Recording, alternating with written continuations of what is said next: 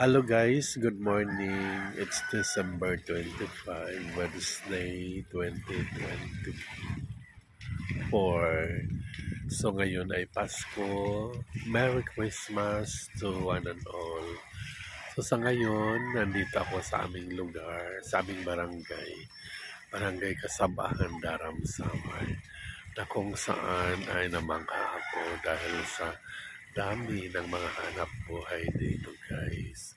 Yan yung mga sasakyan nilang ginagamit sa paghahanap buhay guys.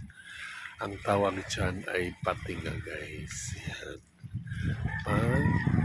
Ang dami talaga ng mga sasakyan dito guys. Ito yung tabing dagat ng aming barangay. So sa ngayon, nakatambay sila kasi nga Pasko. Maaari yung iba ay nalasing kagabi. Kaya yan, hindi nakapalaot guys. Pero kadalasan naman talaga dito sa amin, sa tuwing may mga okasyon katulad na limbawa ng Pasko, New Year, at iba pang mga mahalagang okasyon ay hindi sila lumalaot.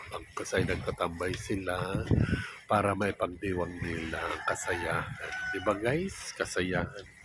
Okay yan. So harap ng aming barangay Kasabahan, Daram ay Catbalogan City guys. Ito yung siyudad ng Catbalogan, di ba? Yan. So harap lamang ang aming barangay ng Catbalogan City.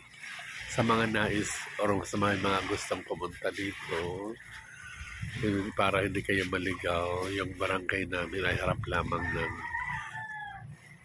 Catbalogan City. Barangay Kasabahan, Daram. Sa mga kamag-anakan ko dyan na nasa iba't ibang sulok ng daigdig, ito yung sitwasyon ng ating barangay guys. Ito yung parents. Okay, ito yung sitwasyon dito sa atin. Okay, sana sa pamamagitan nito ay maibsan man lang ang inyong mga pangungulila. Basta sa ngayon, ito yung natin, yung tabing dagat ng ating barangay. Diba? Palibhasa Pasko, nandito ang lola niyo guys. Diba? So, Merry Christmas and Happy New Year everyone. Sana nasa mabuting kalagayan tayong lahat at malayo sa mga disgrasya.